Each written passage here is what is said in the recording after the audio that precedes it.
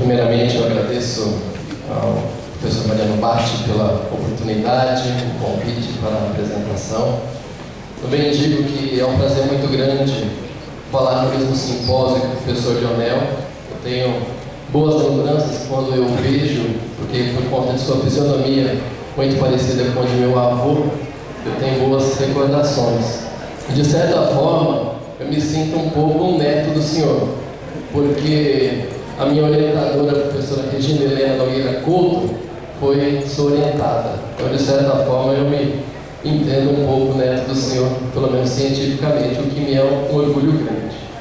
O título desse trabalho que apresento agora é Longevidade de abelhas melíferas alimentadas com dietas à base de milho, tratado com fipronil e imidacloprido. Como autores, eu, uma aluna leriana e o professor David João, da USP de Ribeirão Preto. Como trouxe alguns outros dados do mesmo trabalho, quero destacar a colaboração da colega Joyce Almeida, que está presente, que muito foi importante para a coleta desses dados. Bem, eu sou professor da Unesp em Dracena, Universidade Estadual Paulista. Então, alguns dados foram coletados aqui na Unesp, a 700 quilômetros de onde nós estamos, e parte dos dados foram coletados na USP, em Ribeirão Preto.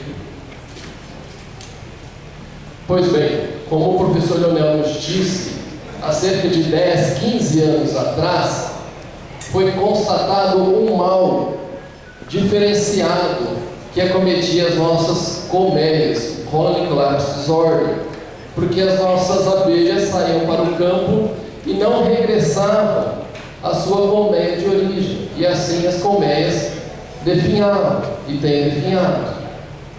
Mas é oportuno dizer também que há cerca de 70 anos atrás nós podemos observar relatos de declínio populacional de abelhas. Então, há muito tempo esse mal tem nos acometido, talvez de forma diferenciada nos últimos anos, mas é fato que ao longo de décadas nós temos perdido as nossas abelhas.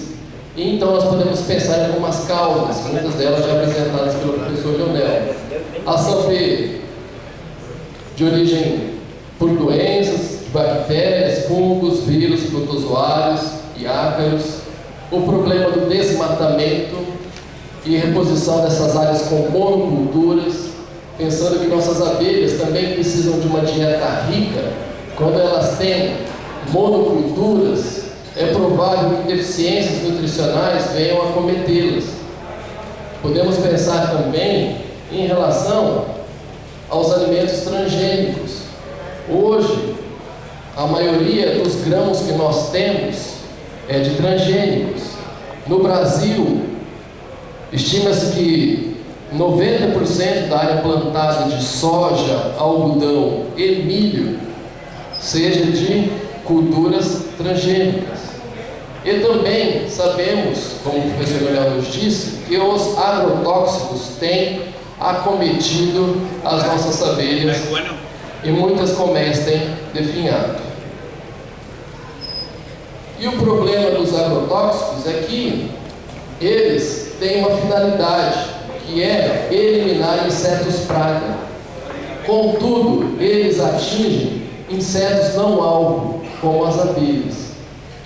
E aí, todos somos prejudicados, não apenas apicultores, mas aqueles que consomem os produtos das abelhas, enfim, de um modo geral, todos, porque as abelhas têm uma importância ecológica muito importante.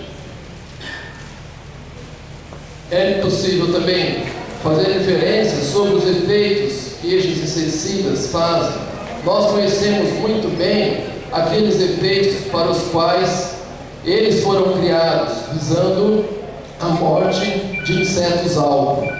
Então nós temos lá muitas ações ligadas ao comportamento destes insetos, de tal forma que eles venham a morrer porque são insetos praga.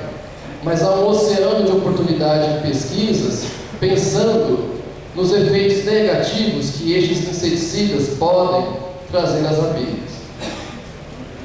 E, direcionando para o nosso trabalho, nós Escolhemos 2 inseticidas de 2 grupos diferenciados, um pirazol, que é o fipronil, e um neonicotinoide, o imidacloprido, que possuem características semelhantes. Eles são sistêmicos, enquanto agrotóxicos sistêmicos, eles são absorvidos pelas plantas. E algo que é importante dizer é que estes produtos, uma vez absorvidos, eles são transformados. Então, aquilo que é absorvido enquanto fipronil, ou imidacloprido ou qualquer outro inseticida sistêmico, ele tende a se desdobrar em metabólitos. E estes metabólitos, por muitas vezes, são mais agressivos, mais danosos do que os próprios princípios ativos originários. Pensando em efeitos que não aqueles descritos nas bulas dos produtos comerciais, nós temos esse trabalho recentemente publicado no periódico Environmental Toxicology and Chemistry sobre a ação de fipronil e imidacloprido sobre a bioenergética mitocondrial de abelhas. É sabido que, como nós precisamos de energia para se movimentar, as abelhas, para voar, precisam de muita energia. E eu, que sou pai de uma criança de 3 anos, já assisti com ela por diversas vezes o filme B-Movie, A História de uma Abelha. E uma das primeiras frases do filme diz assim, que seria impossível uma abelha voar segundo as leis da aviação, porque suas asas são pequenas e o seu corpo gordinho demais. Fato é que a demanda energética das abelhas por conta do voo é extremamente grande. E através deste trabalho nós comprovamos que a bioenergética mitocondrial é prejudicada, de tal forma que aquela glicose, quando chega à célula e vai ser transformada em ATP, adenosina trifosfato, que é a forma de energia aproveitável ali pelas células, esse processo é prejudicado.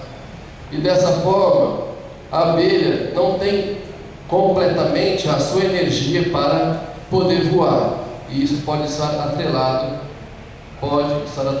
de certa forma a CCD. Um outro ponto são os transgênicos, fato que nós vamos abordar no nosso trabalho. Não teremos apenas milho, soja, nós temos muitas plantas transgênicas. Produtos de folhas, flores, grãos e frutos, muitas cultivares transgênicas nós temos. Temos também tipos diferentes de transgenia.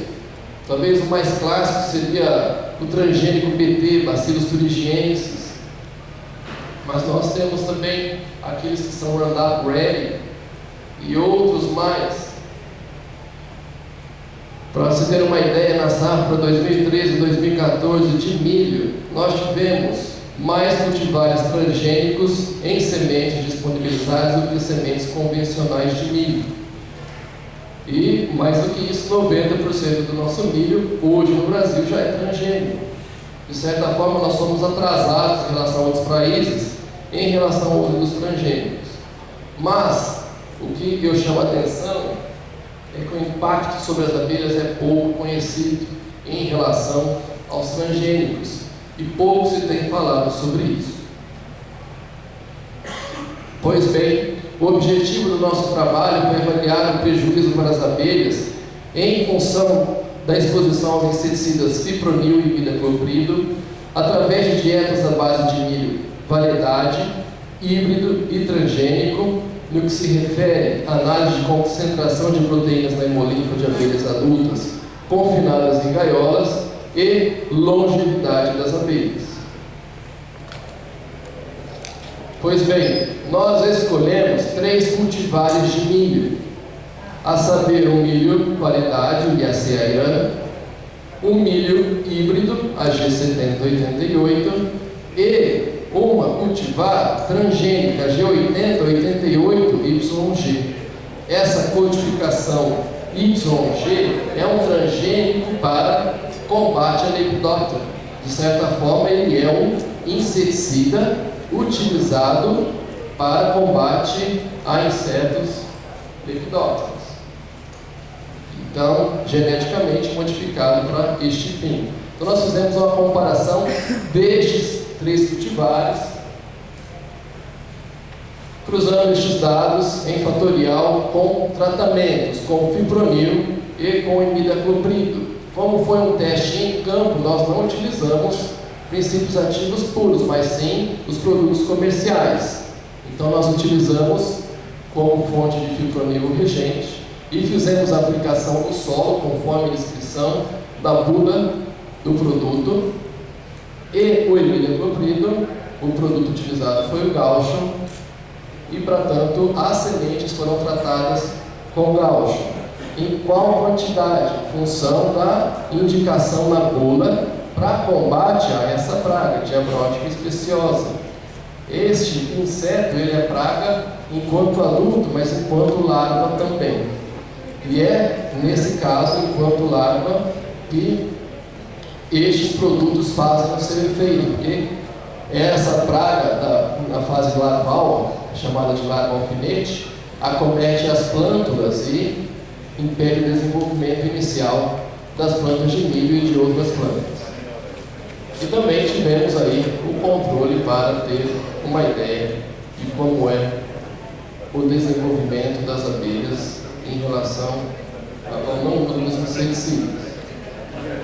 A nossa plantação de milho, o parte dela, nós tivemos 9 blocos, cada uma com o seu tipo de milho e cada uma com o seu tratamento ou controle, sendo então 9 glebas de milho plantado. Pensando que essa é uma área anterior ao seu histórico de pastagem degradada, na qual não havia uso de produtos agroquímicos de uma forma geral, tanto inseticidas como adubos, agrotóxicos, enfim. E pensamos em utilizar o pólen das abelhas, porém foi difícil coletar o pólen, porque a quantidade de pólen produzido do milho é bem pequena. Então nós fomos para as espigas, para os grãos. Então nós colhemos o milho, os grãos de milho, secamos aquele grão, fizemos ali o milho moído e misturamos esse milho com mel, nessas proporções, 100 gramas de milho para 80 gramas de mel, formando então 9 dietas à base de milho, conforme eu explicado até agora. Tivemos aí um controle positivo, alimentando as abelhas com pão das abelhas, ou pólen, já elaborado para as abelhas dentro da colmeia, e como controle negativo, o mel. Fizemos testes de metabolismo proteico, a partir aí de abelhas nascidas em laboratório. Então os quadros com pulpa ali, cria fechada, foram trazidos para o laboratório e fizemos coleta de hemolinfa nos dias 0, dia do nascimento, dias 5 e 7. Verificamos os teores de proteínas totais e o perfil de proteínas, longevidade dessas abelhas em gaiolas e também a qualidade proteica dos ingredientes utilizados para as rações. Quanto aos nossos resultados, primeiramente mostro a qualidade proteica dos ingredientes que nós temos. E vemos que o de melhor qualidade proteica é pão das abelhas. Não é difícil de explicar isso, não é? Por conta de sua origem. E a gente sabe que o pólen tem um teor proteico por volta disso, embora seja bastante variável. Sabemos também que o mel não é uma fonte de proteínas, ele tem traços de proteínas. E aquilo que mais nos interessa, entre os grupos de milho, pensando em cultivares não tratados e tratados, nós não tivemos diferença estatística pensando em teor de proteína bruta destes ingredientes. Então, de certa forma, eles foram semelhantes em relação àquilo que eles dispunham de proteína das abelhas. Nessa figura, nós vemos a concentração de proteína total na hemolinfa das abelhas nos dias 5 e 7. Então, aqui nós vemos o dia 5 e aqui o dia 7, o teor de proteínas da hemolinfa total. E, estatisticamente, é possível afirmar que o pão das abelhas foi superior aos demais grupos. Não houve diferença em relação aos demais, tanto no quinto dia quanto no sétimo. Inclusive, as dietas à base de mel foram semelhantes às dietas à base de milho. Não houve essa diferenciação quando considerado o teor de proteína total da hemolimpa. Porém, nós investigamos também a importância em relação à expressão em proteínas específicas e fizemos um estudo sobre lipofurina e vetelogenina, que são proteínas de estocagem muito importantes e possíveis de serem analisadas por conta dos marcadores que temos. E pensando nos resultados obtidos para a vitelogenina, a VG, nós temos comparação aqui só das dietas com milho. É notório que a dieta com abelhas teria resultados significativamente superiores, porém o que nos interessa aqui é mostrar como é que as dietas à base de milho se comportaram. E o que nós vemos é que para a vitelogenina não houve diferença, pensando nos dados conjuntos, entre controle, fipronil e imidacloprid. Estatisticamente, não há um prejuízo às abelhas por conta da utilização de fipronil ou de imidacloprid. Porém, em relação aos tipos de milho, nós vemos que a cultivar comum, a variedade, foi superior que a cultivar transgênica. Então, através disso, é possível afirmar que o milho transgênico, não estou generalizando, mas especificando o AG80, 88, YG, prejudica a expressão de vitelogenina. Ok? Que é muito importante na fase de produção de ovos, manutenção de cria, mas também importante para o transporte de lipídios e imunidade. E uma vez ela sendo menos expressa, as abelhas podem ser prejudicadas em relação a isso. Outra proteína estudada, então, foi a lipofurina, e para essa nós temos efeitos tanto para os inseticidas quanto para os tipos de milho. Pensando nos inseticidas, nós vemos que fipronil foi semelhante ao controle e que imidacloprid foi prejudicial à expressão de lipofurina, se considerarmos os resultados do grupo controle. Então, evidenciando aqui o prejuízo às abelhas para a expressão de lipofurina, se considerando o grupo controle. Quanto aos grupos de milho, nós temos novamente o grupo transgênico aqui, ou a cultivar transgênico 80-88YG, sendo prejudicial à expressão dessa proteína. Então, podemos inferir de certa forma que tanto para o caso da vitelogenina quanto para a lipofurina, a utilização dessa cultivar transgênica, até porque ela foi formulada com um objetivo de ser um inseticida, isso prejudica as abelhas. E neste caso ainda, o imidacloprid também é prejudicial à expressão de lipofurina. E, uma vez desbalanceada essa proporção de proteínas da hemolimpa, isso pode desregular as abelhas em função à liberação, à produção de hormônios e também a nutrição das abelhas, das próprias abelhas e das suas crias, ou da cria da colmeia. Aqui nós temos uma tabela de sobrevida das abelhas alimentadas com essas dietas, sendo que este teste foi feito em gaiola. Então nós não conseguimos, mesmo para maior ou para melhor dieta em níveis de teor proteico, conseguir aí que a abelha sobrevivesse por mais de 30 dias, o que é algo normal em nossas condições no Brasil. Enfim, nós tivemos ali, como depois de várias repetições, uma média de 24 dias para abelhas alimentadas com pão das abelhas, o maior período de vida. O menor período de vida foi para aquelas abelhas alimentadas apenas com mel, apenas 15 dias.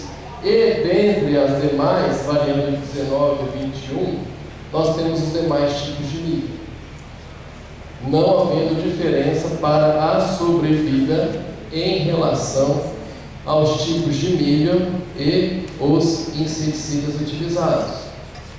Uma consideração que fazemos é que mesmo para um melhor tratamento, nós não conseguimos explorar o máximo de vida de uma milho.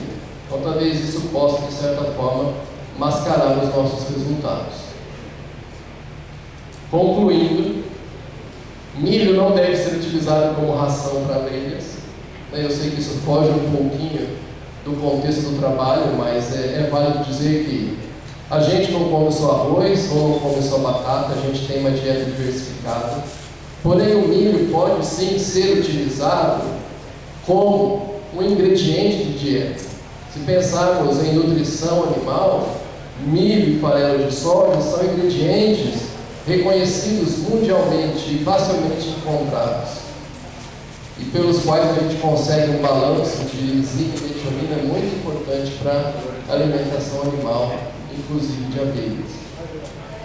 Porém, face à restrição aqui, segundo os nossos dados, do uso de milho transgênico AG8088 e YG enquanto ingrediente de dietas de milho. Os dados aqui eu só peço perdão que estão trocados em relação a VG e LP, neste caso aqui, tá?